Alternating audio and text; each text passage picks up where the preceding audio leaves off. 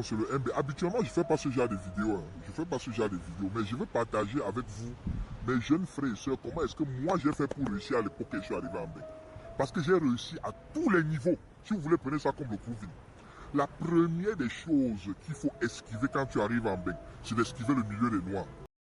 Moi, je me demande parfois si vous épargnez. Je me demande parfois si vous économisez même un peu. Hein? Vous les atubis là. Sachez bien que si vos 3 ans de formation passent, sans que vous ne plaquez au moins 2 à 3 terrains au bled, c'est que vous avez raté votre mec. Salut à tous et à toutes, bien sûr, et bienvenue sur Diaspora Talk, votre podcast qui donne la parole aux membres de la diaspora et qui aborde sans filtre les thématiques qui touchent la diaspora africaine. Aujourd'hui, on va parler d'un sujet qui revient énormément dans notre communauté, le fameux succès. Le succès, la réussite, ces mots qu'on entend partout dans la diaspora, ces images qu'on nous présente, ces discours que beaucoup tiennent, les coachs, et différentes autres personnes, bien sûr. Mais qu'est-ce que ça veut réellement dire? Et surtout, quelle est la vraie réalité derrière ce succès qu'on nous vend? Comment démêler le vrai du faux? Si cette thématique t'intéresse, si tu te sens concerné ou si tu as envie d'écouter un débat honnête, je t'invite à liker, à partager et à t'abonner à la chaîne. Ça aide énormément pour le référencement, surtout pour une nouvelle chaîne comme la nôtre et pour faire grandir la communauté. Je voulais d'abord faire un disclaimer. Je précise d'abord que tout ce qu'on dit ici représente notre avis personnel. Ce n'est pas une vérité absolue. Donc, si tu n'es pas d'accord, ou même si tu es d'accord, viens partager ton avis en commentaire. Ça enrichit la discussion et c'est comme un débat, quoi. Alors, comme d'habitude, la personne avec qui je suis n'est pas nouvelle. Si vous avez regardé les épisodes qu'on a eu à poster, je suis avec mon acolyte, mon co-host, le prof d'allemand, le docteur Nzenti. Déjà, je lui ai dit en off, il n'a jamais eu l'occasion de se présenter personnellement. Du moins, je sais qu'il y a beaucoup de personnes qui peuvent le connaître, mais ceux qui ne le connaissent pas voudront quand même savoir à qui ils ont affaire. Brièvement alors, je donne la parole à mon co-host, à ma personne, docteur. Moi, je t'appelle pas, tu sais que je te connais comme un docteur, mais on va partir en formalité. Monsieur Franck, est-ce que tu peux un peu brièvement dire à tout le monde qui tu es? Ok, merci Girish. Bonsoir à toutes et à tous. Je suis Frank Zenti, je suis enseignant d'allemand de profession depuis près d'une dizaine d'années et parallèlement, je suis chercheur en didactique et en linguistique allemande. Au cours des années, j'ai également acquis une 3e compétence dans le domaine de la traduction. Je suis également traducteur d'actes, si on peut le dire ainsi, tout type d'acte de naissance, acte de mariage, ainsi de suite. Ok, super. Super. Alors là, vous savez à qui vous avez affaire, vous savez qui est en train de parler. Je voulais alors d'abord rappeler le concept de la chaîne. Comme je l'ai dit précédemment, hein, nous voulons ouvrir une safe space pour la diaspora, pour que les Africains et les Camerounais de la diaspora puissent raconter leur parcours, leurs échecs, leurs histoires, et même leurs réussites, surtout leurs réussites. Comme ça, d'autres pourraient avoir une image. Chez les Allemands, on appelle ça Vorbild, je crois, professeur d'allemand, pour que les gars aient un Vorbild, des gens vers qui peuvent regarder et aussi connaître les erreurs que les anciens ont pu faire. Déjà, on n'est pas ancien par rapport à la durée, mais on est ancien par rapport à l'expérience. Tu peux avoir fait 2 ans en Europe, mais tu as vécu tellement de choses que tu peux partager avec d'autres et qui peuvent aider d'autres. Donc, et comme on l'a fait dans notre premier épisode, si tu penses que tu as quelque chose à partager avec nous, avec les frères et les sœurs de la diaspora, tu peux écrire en commentaire, tu peux nous chercher sur notre TikTok Diaspora Talk, nous contacter et puis on va programmer un épisode avec toi et puis voilà. En attendant, revenons à nos moutons. Je pense que la majorité d'entre vous, ou alors d'entre nous, avons une éducation assez particulière et surtout une éducation, et cette éducation a une vision très particulière sur la réussite. Et quand je parle de réussite, je parle surtout chez nous en Afrique. C'est lié à l'argent, en fait. Chez nous, la réussite est liée à l'argent, au mbongue. Mbongue, comme un pasteur a dit sur, sur le net, c'est lié à l'argent. L'argent. Mbongo, bimbongo, mbongo. C'est lié aux grosses voitures, et voilà. Les grandes maisons, l'argent qu'on arrose en boîte de nuit, les montres de luxe, etc., etc. Chez nous, en Afrique, c'est beaucoup lié à ça. Et c'est un concept, en fait, qu'on voudrait comprendre. Tu vois un peu pourquoi on en est là et comment aussi les gens de la diaspora voient ça. Parce que même en diaspora maintenant, beaucoup croient que déjà même le fait d'être en diaspora est une réussite, ou alors beaucoup croient que être en diaspora veut automatiquement dire que vous avez de l'argent, et d'autres utilisent ça pour être dans la manipulation, etc. Donc c'est ça un peu les différents sujets qu'on va aborder ici. Et on a une chronologie, comment on voudrait que l'épisode se passe, mais les choses se passent pas toujours comme prévu, donc on va essayer de parler comme on peut. Euh, Déjà dans la communauté franc, je sais pas si tu as l'habitude de voir ça, mais je crois que tu as l'habitude de voir ça. Je vais directement entrer dans le vif du sujet, hein. Je voulais commencer avec cette image-là que ceux qui sont au pays voient de ceux qui sont en diaspora, de nous, parce que nous faisons partie de la communauté camerounaise et africaine en diaspora. Il se dit que, je ne sais pas si c'est toujours le cas, mais avant déjà, c'était beaucoup répandu, que l'argent c'est qu'en diaspora, que la réussite est facile en diaspora.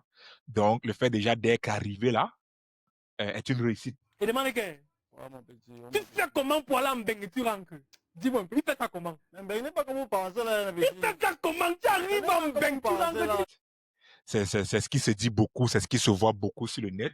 Beaucoup de gens qui méprisent d'une certaine manière ceux qui vivent au Cameroun, en croyant que le fait qu'ils soient en diaspora, ils ont réussi, ils sont arrivés, ils ont plus d'argent, sont plus intelligents. Déjà, Franck, qu'est-ce que toi tu penses? Est-ce que tu as eu à voir ce phénomène-là? Parce que moi, c'est un truc que je vois un peu plus ces temps-ci avec les réseaux sociaux et sur certains lives.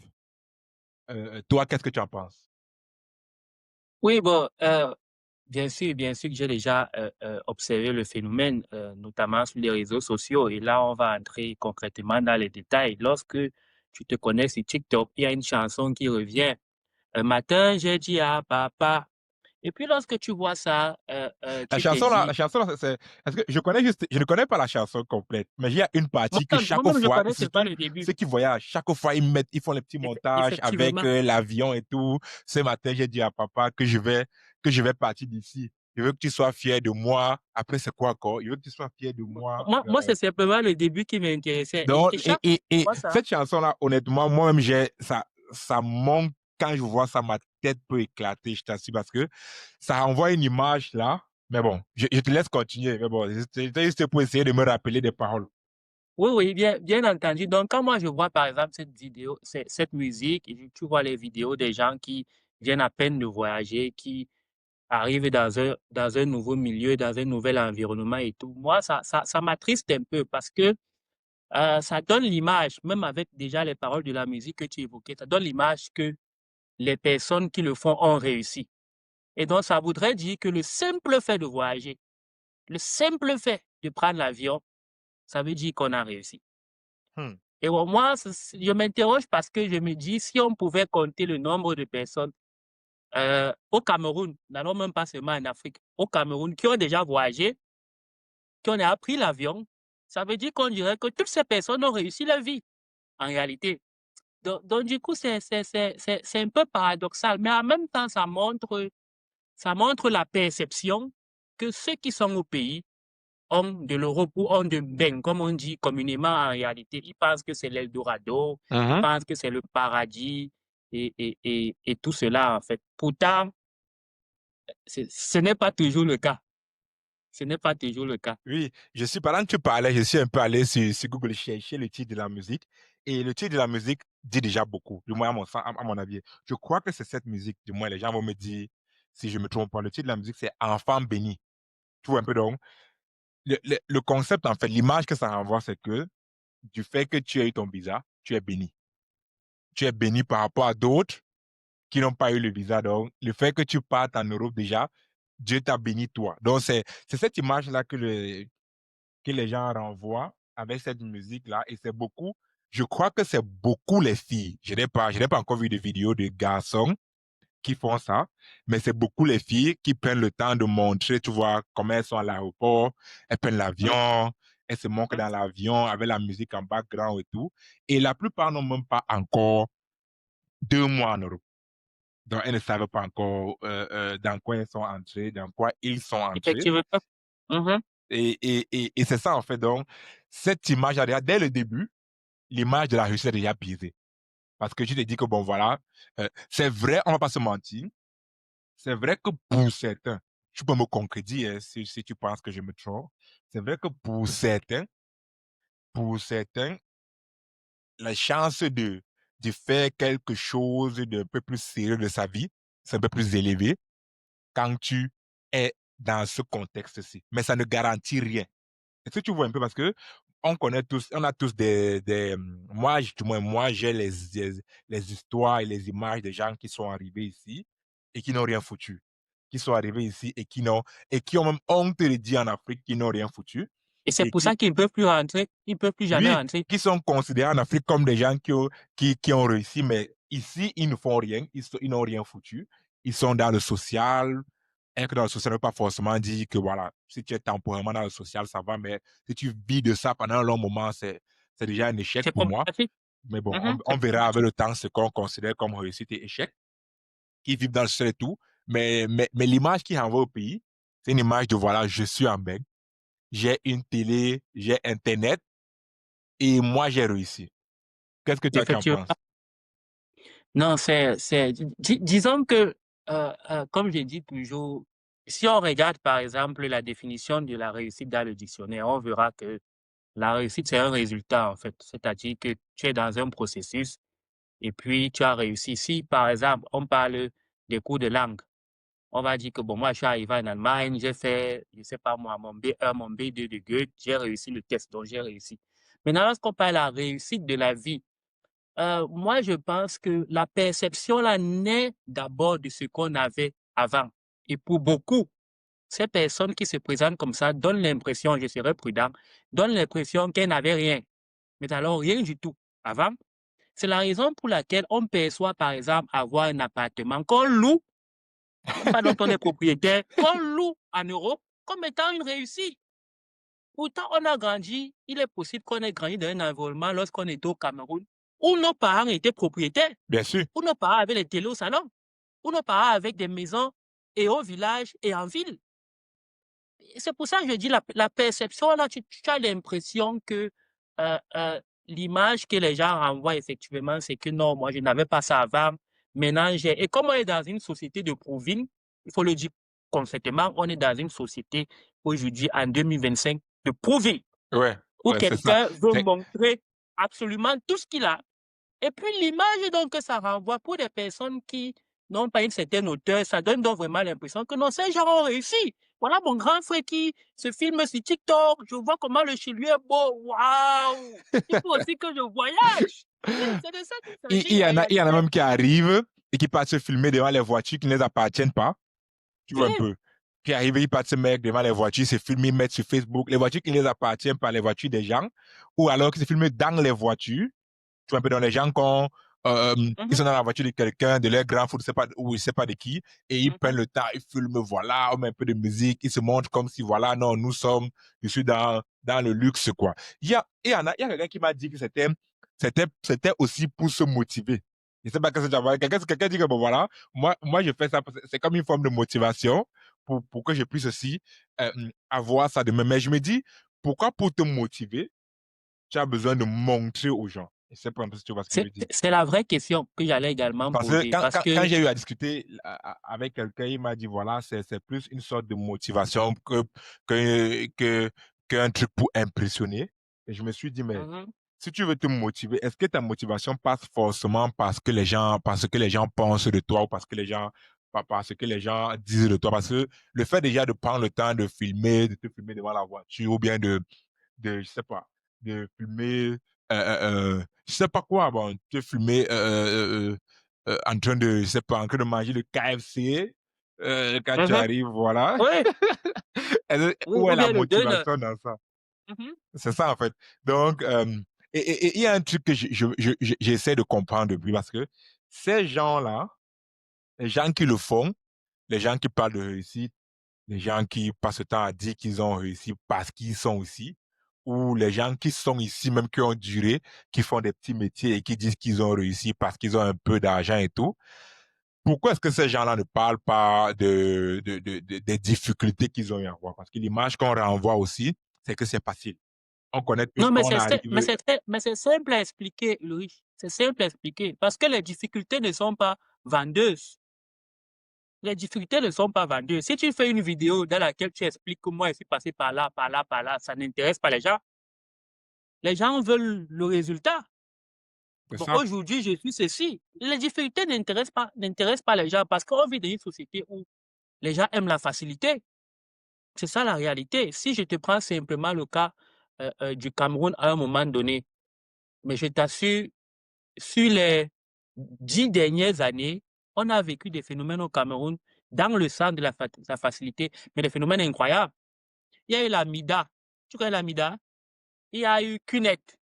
Il y a eu le porte-monnaie magique. Ouais. Je prends seulement ces 3 phénomènes. Ou moi, je connais des gens. Moi, je connais des gens qui ont porté l'argent de la pension, 25 000, la moitié, 50 000, en Guayaquil, pour aller mettre quelque part où on lui a dit que ça va se multiplier par 3, par 4. Et quand tu regardes ça, le fond du problème, c'est que c'est la facilité. Et pourquoi les gens aiment la facilité? Parce que les gens n'aiment pas travailler. C'est ça la réalité. Les gens n'aiment pas travailler. Les gens, on n'a pas cultivé, je trouve qu'on n'a pas suffisamment cultivé le sens de l'effort et du travail bien fait. Et je souligne bien fait dans ce que je dis. Mais il ne suffit pas simplement de travailler aussi. Le sens de l'effort du travail bien fait. Et c'est la raison pour laquelle on a tout ce qu'on a là. Tu te souviens même qu'à un moment donné, tu vas t'en souvenir, il y a une dame là qui partageait l'argent sur les réseaux sociaux tous les jours à minuit. Ah, c'est qui? L'influenceuse, là, Moi, je peux la pas croqueuse de retenir son diamants. nom. Moi, je ne retiens pas le nom. Moi, Non, je retiens les gens. Elle moi, je crois que partageait c'est l'argent. elle. Je connais pas Oui, beaucoup oui, les. oui. OK. Non, c'est elle. C'est elle. C'est elle. Elle partageait l'argent tous les jours à minuit. Tu crois qu'un jeune qui voit ça, qui n'a pas grandi dans le sens du travail et de l'effort, qu'est-ce qu'il se dit? Il se dit, mais il faut que je fasse comme elle. Je dois aussi avoir beaucoup d'argent comme ça. Et comme tu disais tout à l'heure, il ne connaît pas les conditions. Vu qu'elle montre le résultat, elle ne parle pas des difficultés. C'est ce que tu expliquais tout à l'heure. Elle ne parle pas des difficultés, de comment elle a fait pour en Mais est-ce arriver là. que, Lui, il voit est-ce seulement. que, est-ce que elle fait ça toi, tu penses que ils font ça pourquoi? C'est pour avoir les followers, c'est pour Non, multiplier c'est pour. l'argent, c'est pour vendre des Non, formations non. après, c'est pour coacher les Moi, gens après. moi, je vais te dire concrètement, tout ce que les gens font sur les réseaux sociaux, c'est pour gagner leur argent. C'est pour chercher leur argent. Tout ce que les gens font sur les réseaux sociaux en termes de je fais telle vidéo, je veux conseiller les coachs. Prenons le cas des coachs. L'affaire de Quand tu coaching parles de en coaching, amour, en oui. préparation à la vidéo aussi, je suis tombé sur TikTok et t'as envoyé la vidéo. Une vidéo ça m'a fait débat. Ça me scandalise plus parce que je suis un peu immunisé contre tous les conneries que certaines personnes mettent sur les réseaux sociaux. Mais ça m'a plutôt fait rire. C'était un monsieur qui disait qu'il est coach de vie. Et je crois que j'étais en parler. Je crois qu'il t'a envoyé la vidéo. Tu n'as pas eu l'occasion de voir. Je crois que maintenant il vit au Cameroun. Mais à ce moment-là, il s'est filmé, je crois que c'était à la plage, dans un coin assez reculé. Et il disait Mhm, que quand tu arrives en Europe, pour réussir, avec ce fameux réussir, il mhm. faut éviter de marcher avec les Africains. Bonjour à tout le monde, c'est le MB. Habituellement, je ne fais pas ce genre de vidéos. Je fais pas ce genre de vidéos, mais je veux partager avec vous, mes jeunes frères et sœurs, comment est-ce que moi j'ai fait pour réussir à l'époque que je suis arrivé en Bénin. Parce que j'ai réussi à tous les niveaux. Si vous voulez, prenez ça comme le proving. La première des choses qu'il faut esquiver quand tu arrives en Bénin, c'est d'esquiver le milieu des Noirs. Homme comme femme. Tu ne peux pas être que tu sors d'un milieu où tu as grandi avec tes mêmes frères à Douala, Yaoundé. tu arrives encore en Beng, tu fréquentes le milieu de tes mêmes frères, tu vas gagner quoi? Donc, tu arrives, tu dois fuir les Africains et marcher avec les Blancs. Tu vois un peu. Il racontait comment, voilà, lui, il a réussi. Il est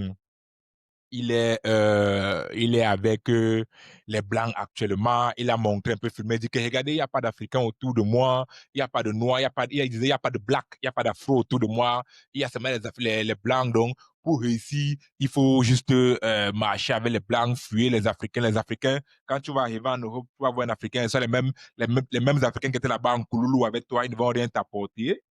Et il conseillait aux filles, c'était un homme, hein, il conseillait aux filles de si elles veulent réussir. Et c'est ça qui m'a je vais pas utiliser le mot choqué parce que ça m'a fait rire, je vais essayer sur le mot rire. Il disait que si elles veulent réussir, déjà, elles ne doivent pas arriver ici et épouser ou bien sortir avec des Camerounais, mais partir dans les milieux où il y a les Blancs et être là-bas et se laisser draguer là-bas par des Blancs. Il n'a pas dit qu'elles doivent travailler.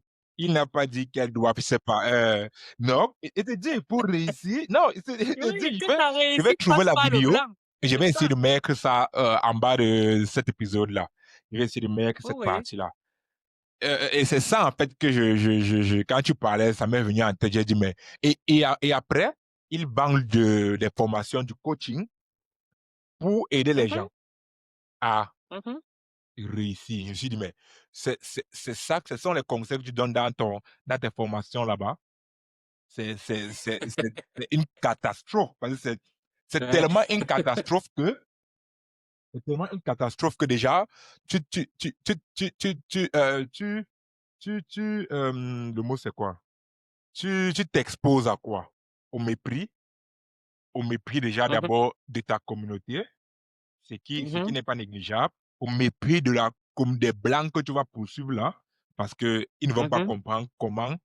J'ai déjà dit ça à quelqu'un, tu ne peux pas te retrouver autour des gens et tu parles mal de ceux qui te ressemblent. Forcément, ils vont rire avec toi, mais ils vont se dire que mais, toi-même là, quelle est ta réflexion? Mais la vraie question, Ulrich, pour aller dans ton sens, la vraie question est-ce que tu as déjà entendu, toi qui vis en Europe depuis longtemps, est-ce que tu as déjà entendu, même sur le net, un Blanc qui fait une vidéo pour critiquer la race blanche? Et oui et non, critiquer, c'est trop dire. Il ne critique jamais en mettant les Noirs en avant. C'est ça, en mettant les Africains. Il ne veut pas utiliser le mot noir. Désolé, le mot noir n'est pas... Je vais couper ça au montage. En mettant les Afro ou les Africains en avant, il ne critique pas en mettant ça en avant. Il critique dans un contexte peut-être politique ou identitaire. Mais c'est très rare de voir, très rare, moi personnellement, je n'ai pas encore vu, de voir pas seulement un Caucasien, pas seulement un Blanc, pas seulement un Européen. C'est très rare de voir une personne d'une autre communauté penser que la réussite n'est liée qu'au fait qu'il doit. Déjà, même d'abord, ça dépend de ce qu'on comprend comme réussite, parce que la réussite est différente par rapport aux communautés. C'est ce que j'ai eu à remarquer aussi. Mais c'est très rare de voir qu'une autre communauté croit que réussir ou bien faire quelque chose de sa vie est lié au fait qu'il doit fuir, s'éloigner de tous ceux qui le ressentent. C'est très rare. Et entrer dans cette communauté-là. Non, je prenais simplement l'exemple pour dire que s'il faut, lorsqu'on regarde ça, s'il faut utiliser un peu un langage footballistique, ça c'est un Eigentor. C'est un oui, c'est un but contre son camp. C'est un on goal, c'est un Eigentor. C'est-à-dire que, oui, c'est-à-dire que, et c'est souvent ça qui est gênant lorsque tu tombes sur certaines vidéos sur le net. C'est que, moi, dans le fond, j'ai pas vu la vidéo, j'ai pas regardé la vidéo. Dans le fond, moi, je comprends le message qu'il veut faire passer. Le monsieur dont tu parlais. Mais il s'y prend mal. Le message qu'il veut faire passer, c'est qu'il faut faire attention à certains Africains ici parce qu'ils ne sont pas sérieux. Et c'est vrai. Les Africains qui ne sont pas sérieux. Ça, c'est vrai. Personne ne va nier ça. Mais le fait de dire et de globaliser, premièrement, que tous les Africains ne sont pas sérieux. Et deuxièmement, que c'est l'autre communauté-là qui est la meilleure, entre guillemets, la meilleure communauté. Moi, c'est ça qui me pose problème. Parce que tu dis qu'il y a les Africains qui ne sont pas sérieux, mais il y a des Blancs qui ne sont pas sérieux, il y a des Européens qui ne sont pas sérieux. C'est là où je voulais également. Il y a du non-sérieux partout.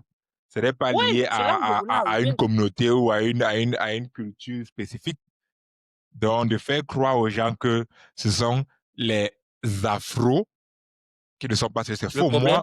Moi, je connais Mhm. tellement autant sur net que personnellement, des gens qui sont sérieux, dévoués à ce qu'ils font. Tu vois un peu, qui sont des gens qui sont recommandables, des Afros, des gens, et même pas des Afros, surtout des Afros qui ne sont pas nés ici, qui sont sérieux et dévoués à ce qu'ils font, qui sont même plus sérieux et dévoués que beaucoup de personnes nées ici. Tu vois un peu, donc, c'est pour dire qu'il y a un peu il y a du tout partout. C'est C'est un vrai. mix, on nous a pris, on a mis, on a secoué, et puis il y a ça. Chacun doit juste pick up, tu dois juste récupérer ce qui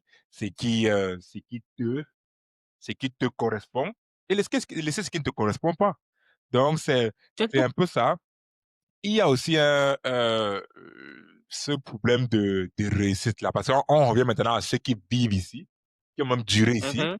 qui croient, par Mhm. exemple, là tu connais, je t'en ai parlé, qui croient, par exemple, que comme ils sont ici, déjà depuis un moment, ils ont réussi dans le sens où, je vais te mettre dans un contexte, quelqu'un qui est ici, et ça, peut-être certaines personnes vont savoir où j'ai vu ça, qui drague une fille dans les lives, je ne veux pas dire dans quel live, Mhm. et Mhm. quand la fille vivant au Cameroun, quand elle refuse, quand elle le bat, il dit que, mais madame, tu sais même que je suis en bain. C'est- Tu sais même, donc, On ne bat pas un bengiste. il On ne ne te bat dit pas un pas que, bengiste. dans son argument, pour que toi qui es au Euh, Cameroun, pour que tu l'acceptes, c'est qu'il c'est qu'il vit il en est en bain. bain. Mhm. Tu dois l'accepter parce qu'il vit en bain. Donc, c'est aussi un truc qui est assez répétitif, que je vois beaucoup. Ce n'est pas seulement même dans les drags, sur TikTok, mais même des personnes qui récupèrent des numéros dans des groupes ou dans quoi que ce soit. Ils se disent que voilà, draguer la fille qui vit au Cameroun, ça sera plus facile. C'est simplement du fait que ce soit 1 plus 49, 1 plus 47, 1 plus 1 des 1 plus États-Unis, 33. 1 plus, 1 plus 1. voilà, qu'il écrit, Mhm. forcément, elle va accepter automatiquement. Je sais pas si tu vois un peu ce que je veux dire. Oui, oui, oui, oui, je comprends. Ah, donc, ça aussi, je trouve, je ne sais pas si tu as quelque chose à dire par rapport à ça, mais je trouve ça assez drôle, et c'est un truc qu'on devrait changer pour changer, parce que l'image qu'on renvoie, déjà même, c'est que ceux qui sont restés, ceux qui travaillent dur dans nos pays, sont inférieurs à nous. Et c'est l'image qu'on renvoie à Mhm. travers ça. Et c'est une image que je déteste avoir. C'est une image que je ne crois pas que c'est une image, même comme certaines personnes qui sont au pays aident à enrichir cette image-là. Je ne crois pas que c'est une image qui est aussi aimée par ceux qui sont au pays, de vouloir faire croire que voilà, celui qui est là-bas est supérieur à moi d'une manière ou d'une autre. Je ne sais pas, qu'est-ce que tu en penses? Oui, ben, mais moi, je vais te dire, Ulrich, je vais te dire que dans ce système-là, tout- c'est tout le monde qui est coupable. Ils sont tous coupables. Parce que comment ça fonctionne dans les familles?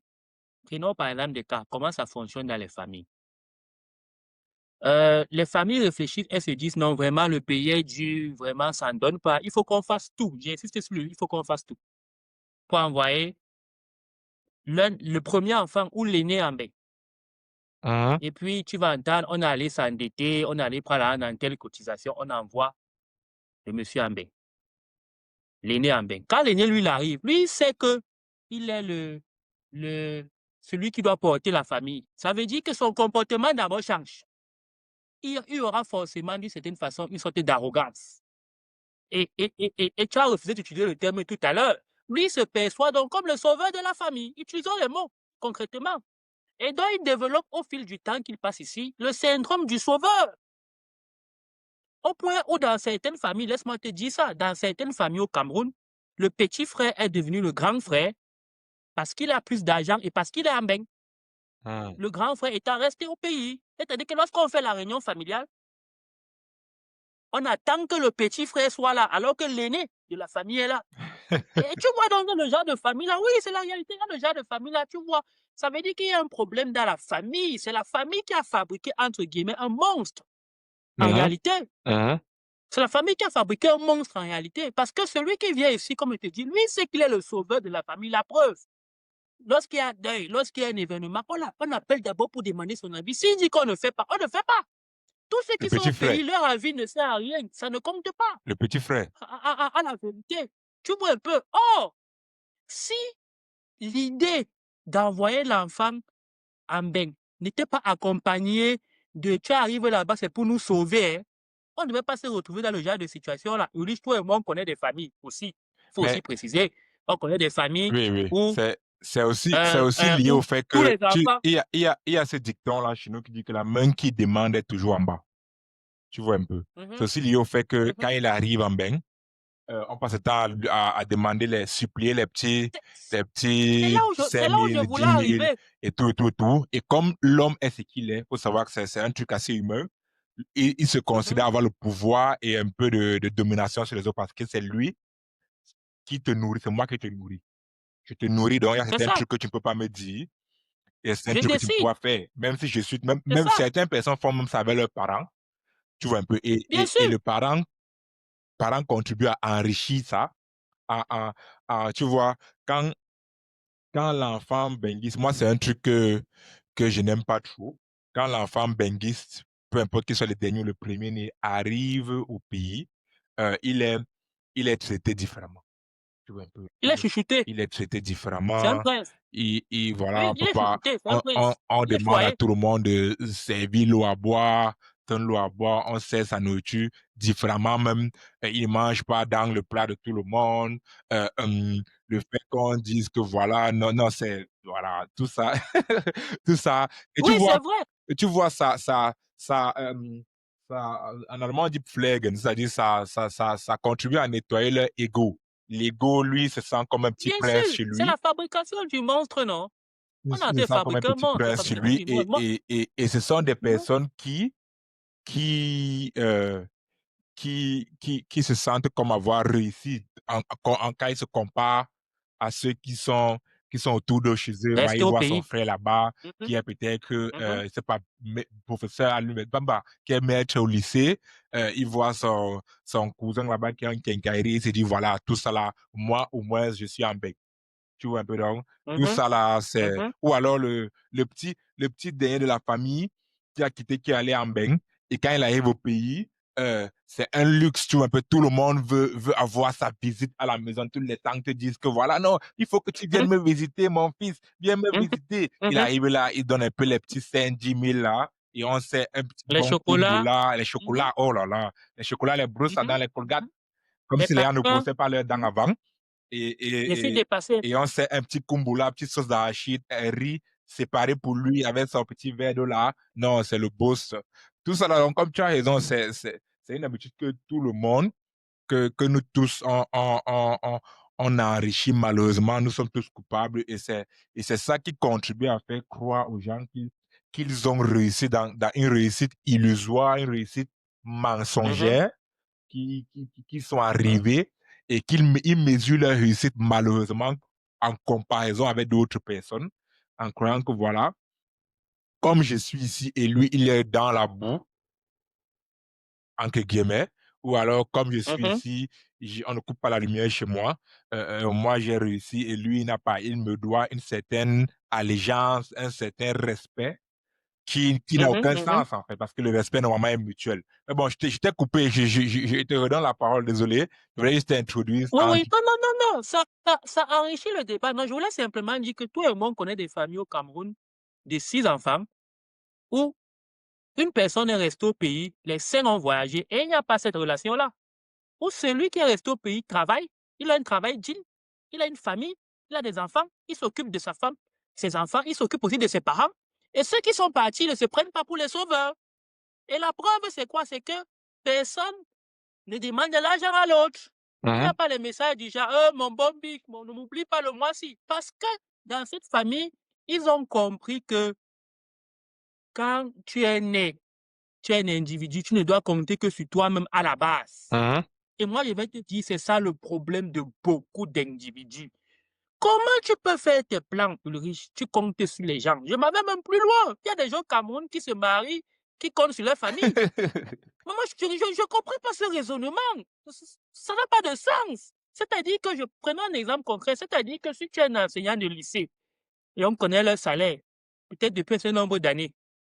Tu as une femme que tu veux épouser, au lieu que tu t'assieds, tu commences à réfléchir, parce qu'au pays, beaucoup de personnes vivent comme ça, à réfléchir sur d'autres moyens d'avoir de l'argent en plus de ton salaire. Qu'est-ce que tu fais? Tu te terres dans cette affaire de non, je suis entre guillemets fonctionnaire. Et puis, un matin, tu fais une réunion familiale, tu dis à ta famille que, ouais, comme vous voyez là, et tout, vraiment, j'ai besoin d'aide pour me marier. Et tu es surpris que demain, parce qu'il y a toujours les conséquences des actes, tu es surpris que demain, lorsqu'il y a un petit problème dans ton couple, ton père appelle à ta femme que c'est moi qui ai payé ton mariage.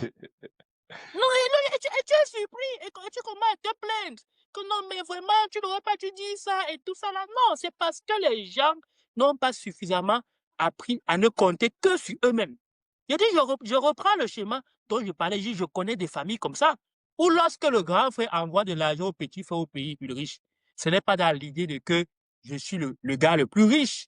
Ce n'est pas que j'ai réussi, c'est que, car c'est mon bon petit, je le dépanne, c'est le dépannage. Et le petit frère n'a pas demandé.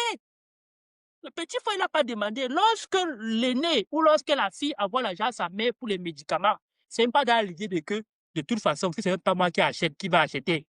Vous dépendez de moi. Ce n'est pas dans l'idée là. C'est dans l'idée de que c'est ma maman. Elle a fait beaucoup de sacrifices pour moi. Elle est malade. J'achète ses médicaments. Et tout ça part donc de quoi? Et c'est là où on touche dans le fond du problème. Tout part de l'éducation, ou si tu veux, du système de valeurs avec lesquels, le système de valeurs avec lesquels les gens ont grandi à la vérité. Tu as parlé tout à l'heure du respect. Et je t'ai pris une image. Comment se fait-il que dans une famille, et là on parle d'une famille africaine, camerounaise, riche, comment tu vas comprendre que le petit frère, parce qu'il a l'argent, dans une réunion familiale, envoie le grand frère pour acheter la boisson? Toi, tu vas comprendre ça comment? Mais on vit dans quelle société? Ça n'a pas de sens. Tu vois, ça n'a pas de sens. Oui. Non, c'est en fait ça. Mais je veux qu'on revienne aussi sur l'image aussi même de ceux qui vivent ici, tu vois, parce que ici, là, tu connais aussi l'image de la réussite ici, tu vois, un peu la voiture, c'est de la fameuse réussite, voilà, avoir ta voiture, là, aller un peu, là, prendre un peu petit hôtel, là, tu pars un peu en machin ici, tu récupères un peu les petites filles qui viennent d'arriver, là, tu les flambes un peu avec ta voiture, ou alors... Avec les 50 il y avait des petits 50 euros là, tu dis que on te voit comme un gars qui a réussi, ou alors tu te mets chez toi là, tu filmes ton écran, c'est 50 pouces, tu montres comment non, tu es dans cette image là aussi. Ou alors même, ça c'est un truc que j'ai eu à écouter, tu vois, pour montrer que les gens ont réussi. Il arrive là à une petite fête qu'on a organisée, les gars ont tout un scénario, il arrive à la fin, en retard à la fin, je t'avais raconté ça, et il vient avec sa voiture. J'ai écouté, je n'ai pas vécu ça moi-même. Il vient avec sa voiture, il gare en face de l'entrée, il met les phares comme ça là, pour que tout le monde regarde c'est qui ça, une grosse voiture. Il sort là de la voiture bien habillé, il prend la clé, il est en cantonnant comme s'il vient, mais on gare où ici, on gare le parking est où ici là, s'il vous plaît, en tournant avec la voiture, quand on voit que non, c'est une dure Mercedes qu'il a. Tu vois un peu dans cette image-là aussi que certains renvoient de j'ai réussi, de construire d'avoir les grosses voitures. Déjà, il y a beaucoup de gens qui ne savent pas que la voiture de n'est pas un machin de la réussite. Ça n'a rien de réussite en bien. Il y a beaucoup de moyens d'avoir. Déjà, la voiture, ce n'est rien. Il faut dire la vérité. Laissons un peu les mythes de non. Déjà, il y a beaucoup de gens qui ont les voitures, les grosses voitures, qui ne les appartiennent pas, même quand ils sont soit des voitures louées, et même si ça les appartient, ça ne nous appartient pas complètement encore. C'est encore le crédit, ou c'est du leasing, ou il y a eu un buzz récemment sur Internet entre deux influenceurs sur les voitures, les cartes grises et tout, que un, pour montrer qu'il a réussi, était il montrait qu'il a différentes voitures, 1, 2, 3 voitures, et l'autre, tu lui demandais de prouver avec les cartes grises de la voiture que les voitures l'appartiennent vraiment. Je ne sais pas finalement s'il a pu prouver ou pas, mais tu vois un peu l'image dans laquelle nous sommes en diaspora, c'est Oui, de bien. montrer en fait ça, Oui, oui. de dire voilà, j'ai les voitures, j'ai l'habillement, mais tout ça, c'est de l'enfumage, d'après moi. Ce que moi, je me dis, c'est de l'enfumage. Je t'ai déjà dit, on connaît en fait en Beng, comment on fait pour avoir les trucs. Tu vois un peu. La voiture, ce n'est pas quelque chose d'extraordinaire. Une personne qui travaille et veut avoir une bonne voiture, peut avoir une bonne voiture. Ça ne veut pas dire qu'il a l'argent. C'est un crédit. Tu prends un crédit, on définit le crédit par rapport à ce que toi, tu peux payer. Et puis, tu dis, voilà, je peux payer 150 € le mois. On dit, voilà, bon, prends la voiture, tu payes 150 € le mois. Et tu payes comme ça sur 8 ans, sur 7 ans. Ce n'est pas un machin de réussite, ça. Tu n'as pas réussi, tu n'as rien. Tu es un pauvre. Tu n'as rien. Tu es quelqu'un. C'est pas parce que tu as ça que tu crois que tu es arrivé, en fait. Je sais pas, qu'est-ce que tu en penses? Qu'est-ce que toi, tu as dit par rapport à ça? Oui, non, c'est parce que, non, ça se comprend. C'est parce qu'on vit dans un monde dirigé par l'argent. En réalité, on vit dans un monde dirigé par l'argent. On vit dans un monde où, un monde bouleversé, dans un monde où le système de valeurs a été bouleversé. C'est-à-dire qu'aujourd'hui, si tu demandes à quelqu'un de choisir, je ne sais pas moi, entre le respect de la personne humaine et l'argent, il va toujours choisir l'argent. Et la conséquence directe, c'est que tout le monde cherche l'argent. Et aujourd'hui, on vit dans un monde où les gens sont réellement prêts à tout, parfois prêts à tout, pour se faire de l'argent. Tout à l'heure, on parlait des réseaux sociaux. Je t'ai dit que toutes les vidéos que vous voyez sur le net, ne soyez pas naïfs. C'est les gens qui cherchent leur, je dis bien leur argent. Ne soyez pas naïfs. Tout à l'heure, tu parlais du Non, coach. même les gens qui viennent dire qu'ils veulent vous aider dans vos coachings là. Ouais, j'ai dit que toutes ces personnes cherchent leur argent parce que rien n'est gratuit. Bien sûr, bien sûr. Parce qu'aujourd'hui, rien n'est plus devenu gratuit. Tu parles de la diaspora, mais Ulrich, je te prends un exemple. Est-ce que tu peux, par exemple, avoir un souci du genre, voilà, prenons un exemple concret. On a dit en introduction que la troisième compétence que j'avais, c'est la traduction. Est-ce que toi, tu peux connaître un traducteur dans ton environnement immédiat, et puis tu as un document à traduire, tu lui dis, gars, vraiment, je veux traduire tel document. Prenons l'exemple, c'est même ton frère, et puis il te fait ça gratuitement. Non, Ton frère descend. pas forcément, non. Il va te dire que paye. Il va te dire que paye. Et là, tu vas te demander, avec raison, que mais si tu veux même que je paye, mieux tu me traites une fois comme un inconnu. C'est-à-dire, mieux pas même sur ton site internet, je fais même la demande, tu me fais le devis, normalement. Tu vois un peu, parce que si moi je suis ton frère, tu me connais, tu ne peux pas me faire les choses gratuitement, mais ça veut dire qu'il y a un problème parce que tout est dirigé par l'argent en réalité. Or, revenons sur la réussite. Or, la réussite ne peut pas et ne doit pas être liée au bien matériel. Pas toujours, oui. Pourquoi? Parce que lorsqu'on meurt, on nous enterre pas avec tout ça. Carpe diem. Lorsqu'on meurt, on nous enterre pas avec tout ça. Oui, bien sûr. En réalité, mais remarque bien, lorsqu'on meurt, on entend souvent dire que, on voit souvent dans certaines familles qui pleurent vraiment leur défunt, pas parce qu'il était riche, parce que le système de valeurs que le mec avait, les gens qu'il a influencés, fait en sorte que quelqu'un pleure une personne décédée juste parce que il se dit, mais on va encore trouver le genre de personne où les conseils que la personne t'apportait, ce n'est pas l'argent qu'il te donnait. Ce n'est pas l'argent qu'il te donnait. Le système de valeurs a tellement été bouleversé. Lorsque je parle de valeurs, il faut que je dise concrètement de quoi je parle. Le respect de la personne humaine, l'humilité. Parce que l'humilité, c'est une valeur qu'on doit opposer même à la réussite au sens que l'on décrit depuis le début de l'émission. La solidarité, la fidélité, la loyauté. Voilà les valeurs avec lesquelles nous avons grandi. Mais aujourd'hui, tout ça bascule parce qu'on regarde l'argent. Tu sais, on regarde l'argent.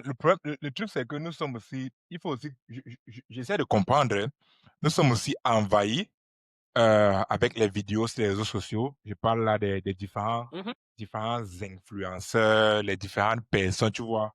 Je ne sais pas si tu connais Andrew Tate, tu vois, les Andrew Tate, les Alex Hitchens et tout, qui Et ça revient à ce qu'on dit, qui passe le temps à étouffer le net avec des vidéos où ils disent que il faut avoir de l'argent pour se sentir quelqu'un. Tu vois un peu. Donc, les personnes, les gens sont étouffés par ça, ne voient que ça, et ça crée une façon, ça développe leur cerveau à croire que c'est le moyen pour se faire respecter, tu vois un peu. Mais si tu restes un peu je vais un peu faire un parallèle entre nous, entre notre culture, qui n'est pas mauvaise forcément, hein, et celle celle que je vois actuellement. Tu vois un peu la façon qu'on a de communiquer avec le chef chez nous, tu vois un peu, le chef de l'entreprise. Chez nous, déjà, la façon qu'on a communiqué avec lui est différente de la façon que moi, je parle de mon cas, que nous, au travail, on communique avec le chef. Tu vois un peu, donc, chez nous, au Cameroun, le chef est majoritairement appelé boss. Déjà, d'abord, on appelle boss tout le monde, quelqu'un qui n'a même pas chef, qui est un peu là, on appelle ça boss. Mais le chef, Président. mais, Oui, c'est moi, on appelle président. mais le chef en entreprise, c'est lui qui te paye ton salaire. En Afrique, chez nous, on a une façon de l'aduler, de le mettre au rang de Dieu. On ne peut pas contredire ce qu'il dit. On ne peut pas. Et c'est parce que tu vois un peu ça. Et c'est lié au fait qu'on se dit qu'il a beaucoup d'argent. Tu vois un peu. Or, pas dans toutes, mais dans beaucoup d'entreprises ici, on parle en allemand, on appelle ça flache hiérarchie. On met tout le monde au même niveau. C'est ton chef, c'est-à-dire, c'est au niveau de l'entreprise, il est au-dessus de toi. Niveau de salaire, il est au-dessus de toi, c'est lui qui t'embauche et tout. Mais dans la communication, dans la façon de penser, et en entreprise et dans le bureau, vous êtes égaux. Tu vois un peu. Et peu importe qu'il ait l'argent, et on sait qu'il a l'argent plus que toi, de toute façon, ton chef a plus d'argent que toi, c'est lui qui te paye, donc forcément, il va te payer plus que lui. Mais dans la façon de parler, il peut te parler et tu argumentes avec lui. Dans le respect, je vais dire. Dans le respect, bien sûr. Et c'est ça, en fait. C'est ça, en fait, que chez nous, qui est en fait vu chez nous, c'est-à-dire, chez nous, on a cette façon-là. Pas chez nous, mais beaucoup de gens, même ici en Europe aussi, certains commencent à voir ça.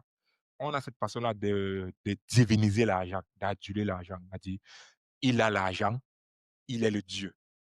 Et c'est ça qui crée tout ce problème-là. Tu vois, parce que à croire que celui qui a l'argent est Dieu. Ça se voit un partout. Hein. Quand tu écoutes les histoires des footballeurs, tu vois que voilà, dans leur famille, ils ont les problèmes parce que ils ont passé le temps à nourrir les gens et on les voit comme les dieux. Et, et, et quand ils disent A, le grand frère fait A. Quand on dit, quand ils disent on n'arrive pas à les conquérir, les dire la vérité en fait. Tu vois, un footballeur par exemple, il joue mal. Mais du fait que c'est lui qui te nourrit, tu peux lui dire que, mais bro, tu as été mauvais là-bas. Non, tu ne lui dis pas. Tu es seulement en train de dire que non, c'est le coach qui a le problème, c'est elle, tu vois un peu. Donc, c'est ça en fait. C'est ça en fait. Ici, c'est la même chose qu'on a. On a cette manière-là de faire que le grand frère, même ici, qui est arrivé depuis, qui joue à la santé avec nous depuis, c'est vrai, il a une expérience qu'on n'a pas. Et c'est sur ça qu'on doit le respecter, pas sur le fait qu'il a l'argent. Il vient avec une grosse voiture et il te dit que, mon petit, moi je suis en bain depuis. Ce que j'ai, tu n'as pas.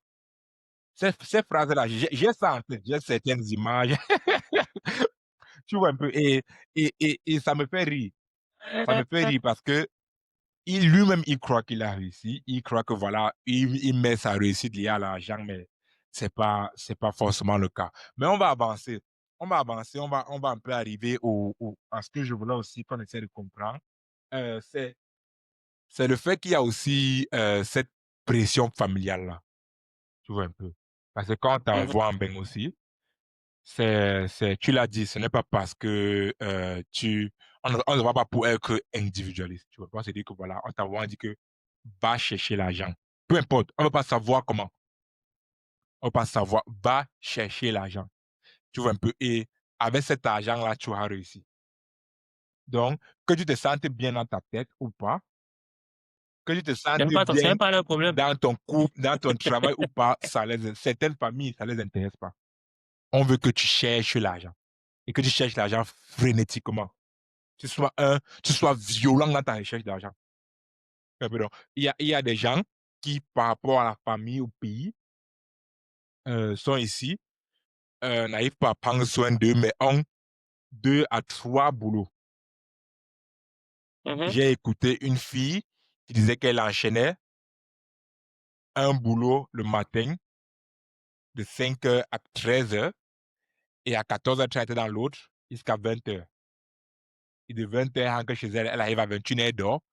Le lendemain, à 4h debout pour commencer le boulot à 5h. Ça, c'est pour moi. C'est la recherche d'argent, c'est vrai. On va croire que tu as réussi, c'est vrai. Mais si tu fais ça sur le long terme, il y a les recherches qui ont prouvé. Hein. Maladie. Il y a les recherches qui ont Les prouvé. maladies. C'est pas un truc de non, les recherches ont prouvé. Oui, bien sûr, bien sûr. Si vous allez en allemand, on appelle ça Uniklinikum. Je connais quelqu'un de très proche qui a travaillé là-bas, qui a vu des gens qui ont travaillé comme ça pendant toute leur vie, mais que ça s'arrêtait à un moment parce que le corps a lâché. Donc, cette recherche frénétique de l'argent, de la réussite financière a été bloquée. On ne dit pas ici qu'il ne faut pas avoir l'argent. Je n'ai jamais dit ça, tu vois un peu. Il faut avoir l'argent autant que tu peux. Mais ce n'est pas ça qui doit définir qui tu es ou le respect que tu dois donner à d'autres. C'est comme ça que moi, je vois ça. Qu'est-ce que tu en penses? Bon, moi, je reviens sur la pression. Et quand je reviens sur la pression, il y a un certain nombre de choses que je dois dire. Il y a 3 façons d'aller en bain. 3 façons d'aller en bain.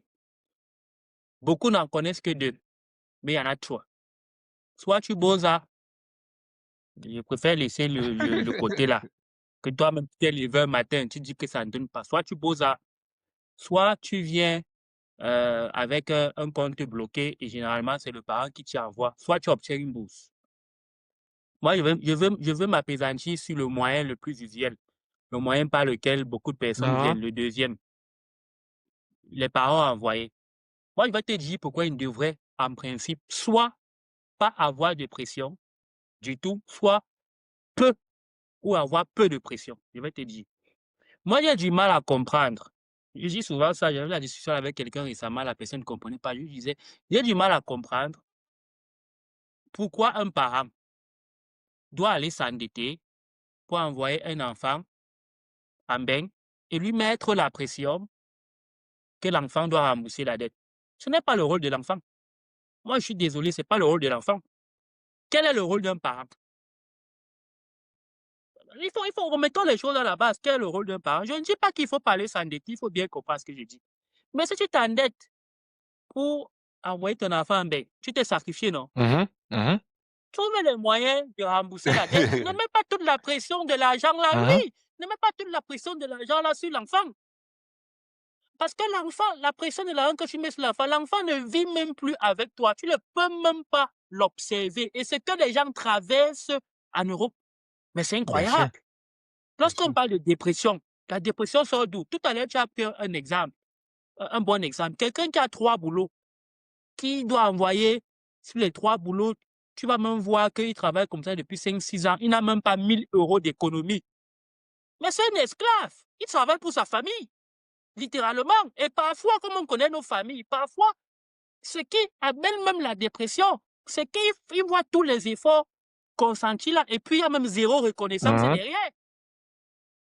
C'est-à-dire que le jour où il n'envoie pas l'argent, on l'insulte. On lui dit que tu dois envoyer, c'est une obligation. Non, mais ça n'a pas de sens. Concrètement, ça n'a pas de sens. Je dis, c'est quoi le rôle d'un parent? C'est de s'assurer de la bonne éducation de son enfant à la base. Et tout parent aimerait voir un enfant qui a quand même un certain nombre de bases. On va dire ça comme ça. Tu vois? Et donc, moi, le choix de dire, OK, je vois que le pays est dur, tu as peut-être 3-4 enfants, je vois que le pays est dur, je vais me sacrifier parce que c'est aussi le rôle du parent de se sacrifier pour son enfant. L'enfant n'a pas demandé en aide. Donc, je vais envoyer mon enfant en bain. D'accord, va dans une réunion à la banque, je ne sais pas moi, tu prends 5, 6, 7, 8 millions, d'accord. Mais quand tu pars faire ça, assieds-toi à la maison, détermine-toi seul le plan de remboursement. Ne mets pas une pression à un enfant de 18 ans, un enfant de 19 ans qui quitte sa famille, qui arrive dans un nouveau pays où il ne connaît personne. C'est trop de pression pour lui. C'est trop de pression pour lui. Parce que je vais même te dire, Ulrich,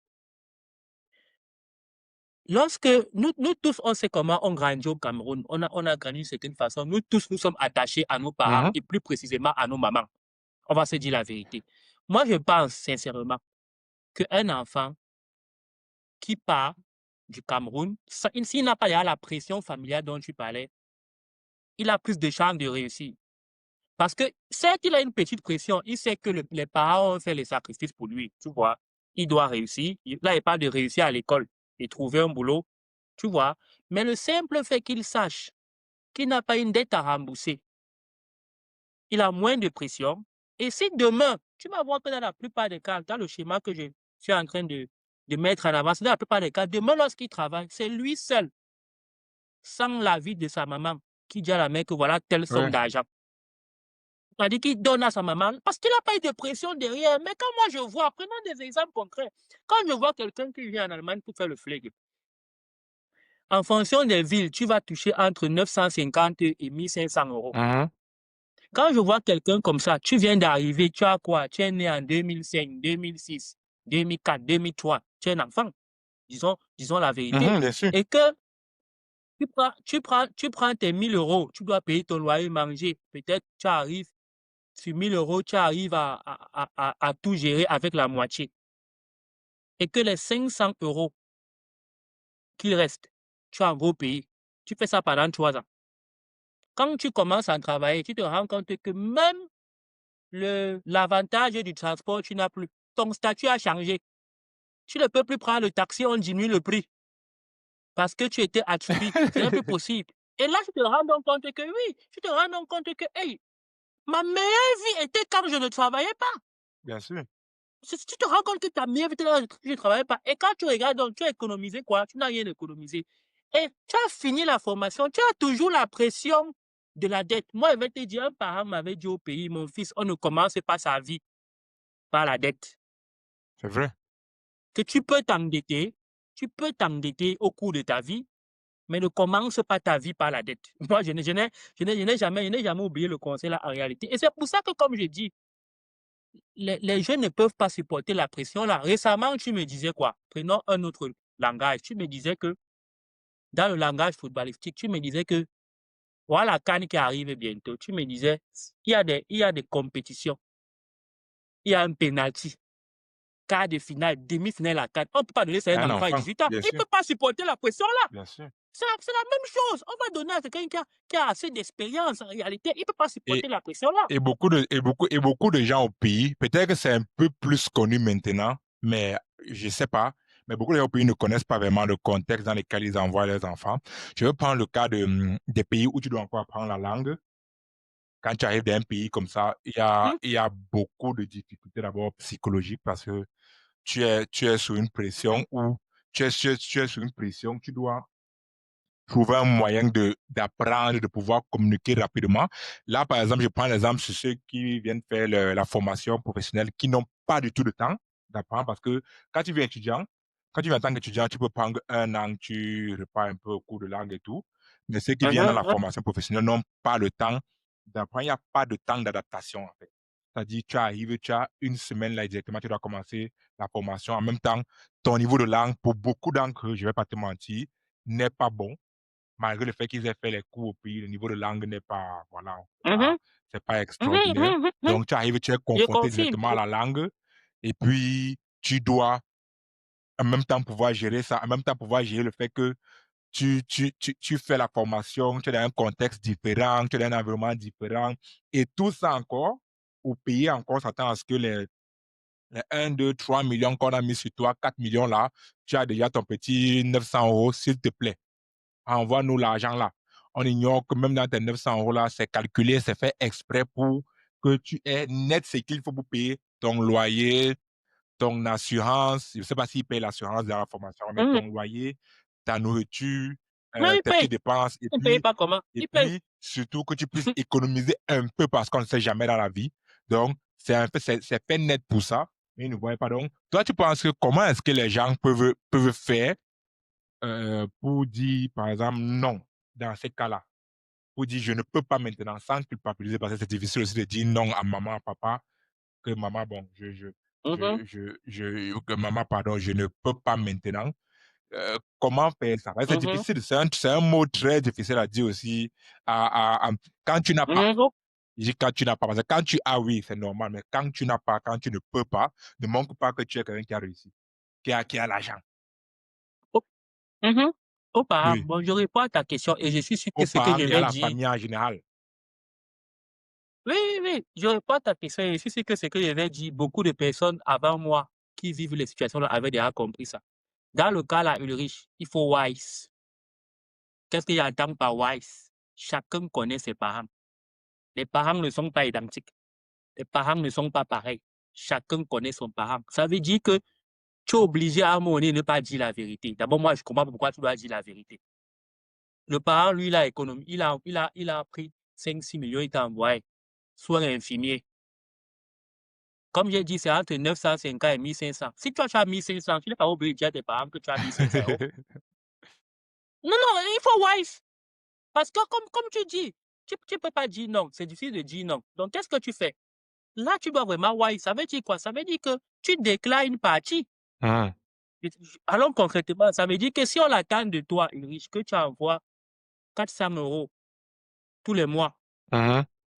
tu déclares 1000 euros et tu expliques avec les détails hein, que toi-même tu vois qu'il n'est que 1000 euros, il ne peut qu'envoyer 250 euros le mois. Tu vois? Ouais. Ça fait qu'avec les 500 euros de plus, tu as quand même un peu Oui, oui, d'économie. Par oui. exemple, le pays, si on ne peut Mhm, pas vivre sans économie, tu ne sais pas ce qui peut arriver du ouais, jour au lendemain. ouais. Il faut toi avoir là de côté. Mhm, Donc, tu déclares comme ça et tu gères un peu. Et ça fait donc en sorte quoi? Ça fait donc que si c'est l'espoir infini, si tu donnes 250 euros à tes parents, car au bout d'un an, ça fait 3000 euros. 3 ans de formation, on a 10 000 euros, à 9 000 euros, je crois que ça peut rembourser la dette. mhm, Tu mhm. vois? Surtout comme tu disais, tu sais que le parent, lui, veut l'argent là. Tu lui expliques terre à terre. Parce que le parent, lui, il aura la preuve comment que tu as mis 500 euros. Même s'il sait, regarde, et c'est ça qui est bien avec le pays ici, même s'il sait que, non, quand tu arrives pour faire les soins infirmiers, on te donne l'argent, il ne peut pas savoir combien. Mhm. Ça varie d'un état à Oui, un autre, oui, c'est vrai. d'une ville à une autre. Comme les salaires, même quand tu travailles, c'est la même chose, Mhm, comme les salaires. Donc, tu es obligé de wise comme ça. Et tu vois que tu as moins de pression.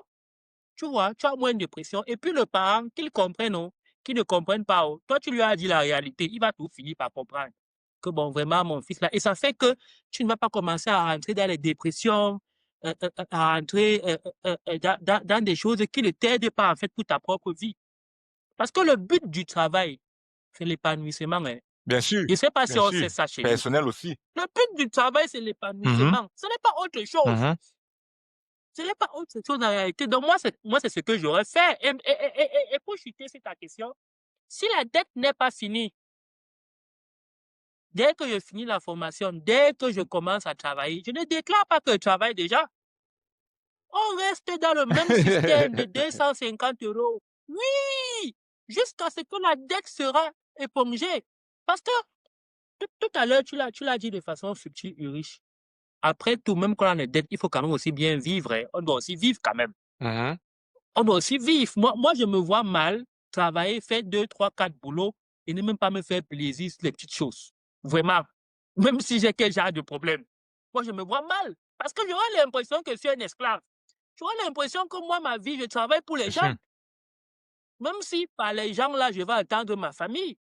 Donc, tu ne peux pas rester, par exemple, tu dis que bon, pour une fois, tu quittes, je ne sais pas moi, de Saarbrück, tu pars quand même fêter à Paris. Et tu dis que tu as 3, 4 boulots. Tu vois un peu ce que je veux Oui, je vois, dire. je vois, je C'est vois. un peu gênant. C'est un peu gênant. OK. Bon, on va essayer de wrap up un peu et on va revenir à nos avis personnels. Moi, je vais commencer, je vais te dire ce que moi, je vois Mhm. comme ce que je comprends comme le succès déjà. Et si d'abord c'est succès et comment je considère quelqu'un qui a, comment je me considérerais comme avoir réussi quelque chose. Déjà, d'après moi, d'abord, ça, c'est un sentiment personnel, ce n'est pas quelque chose que j'ai googlé ou quoi que ce soit.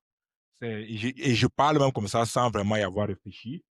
Le succès, déjà, pour moi, n'est pas un truc qui se fait sur le long terme. On a du succès sur différents trucs, tu vois un peu. Donc, tu peux, tu peux avoir un succès dans ton couple, tu peux avoir le succès à l'école, voilà, réussir à l'école, avoir ton diplôme, c'est une réussite.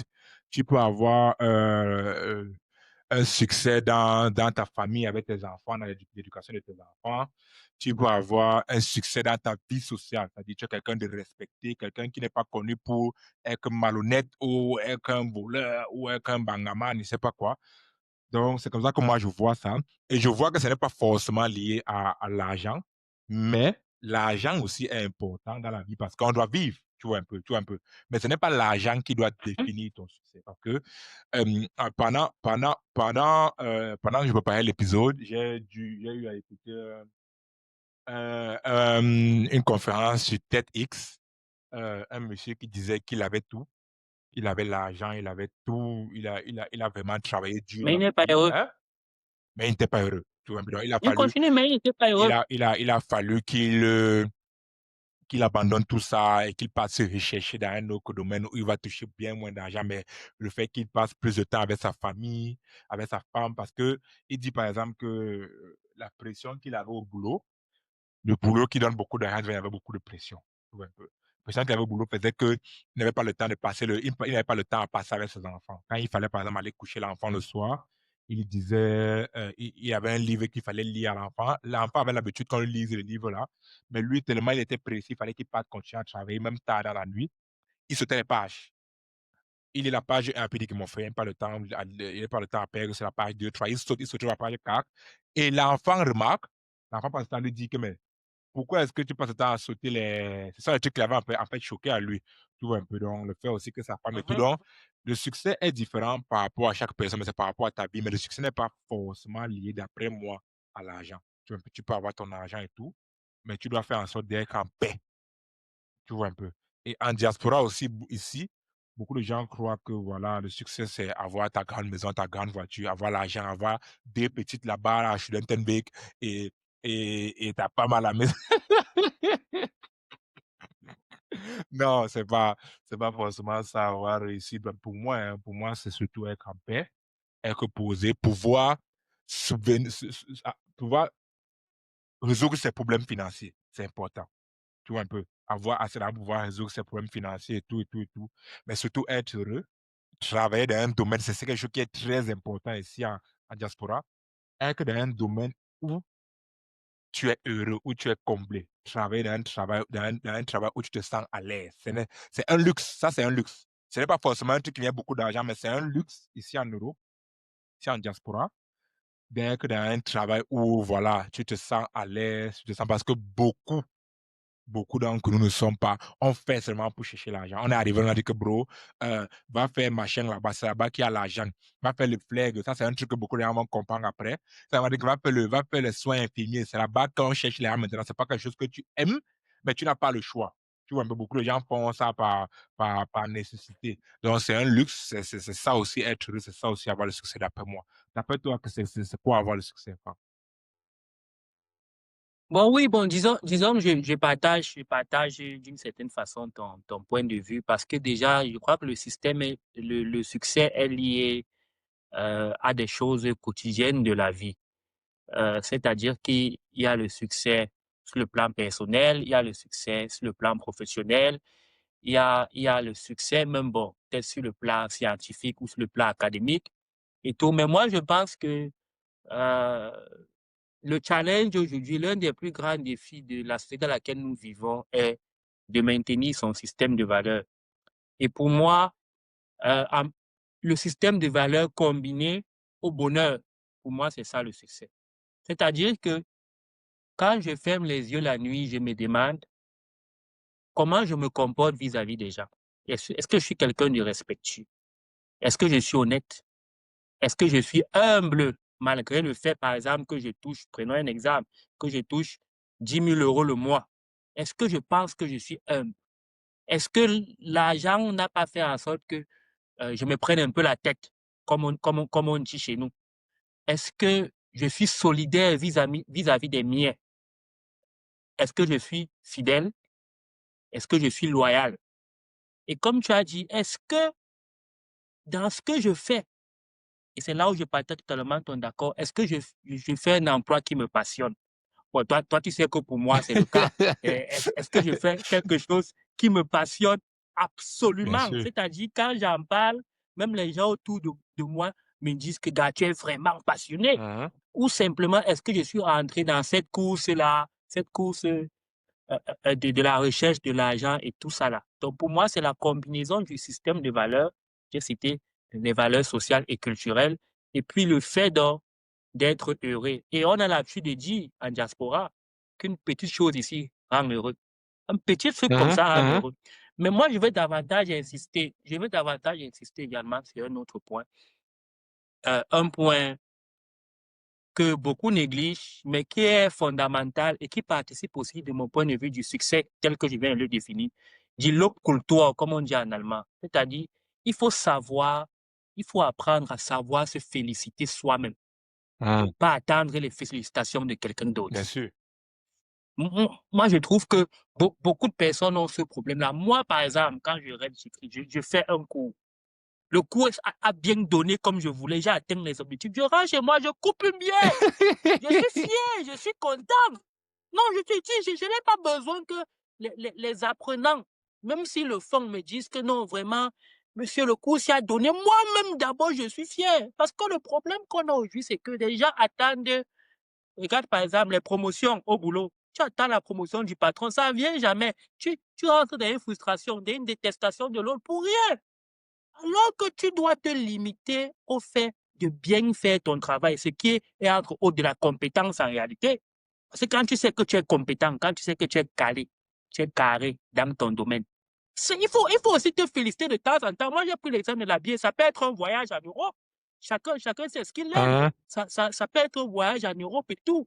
Donc, il faut qu'on développe du look culture là. C'est-à-dire, toi-même, tu dois avoir la culture de que je me félicite. Se féliciter soi-même est une thématique dont on parle, je trouve, dont on parle très peu en diaspora. OK. OK, bon. Oui, bon, c'est exactement la vision que nous, on a, qu'on a du succès. C'est ça. Et je suis aussi d'accord avec toi. Donc, on va essayer de wrap up un peu l'épisode. On va essayer de conclure un peu. C'était très enrichissant déjà pour moi. Et c'est un débat que nous, on a l'habitude d'avoir, nous deux, et on connaît un peu ce que chacun pense de ça normalement. Donc, nous vous invitons, vous, ceux qui ont écouté, ceux qui ont surtout écouté jusqu'à la fin, à donner vos avis dans les commentaires, à partager la vidéo, à liker surtout. Et ça nous aide pour le référencement, comme j'ai dit au début. Et nous allons revenir pour d'autres épisodes. Donc, merci d'avoir écouté la vidéo jusqu'à la fin et à la prochaine.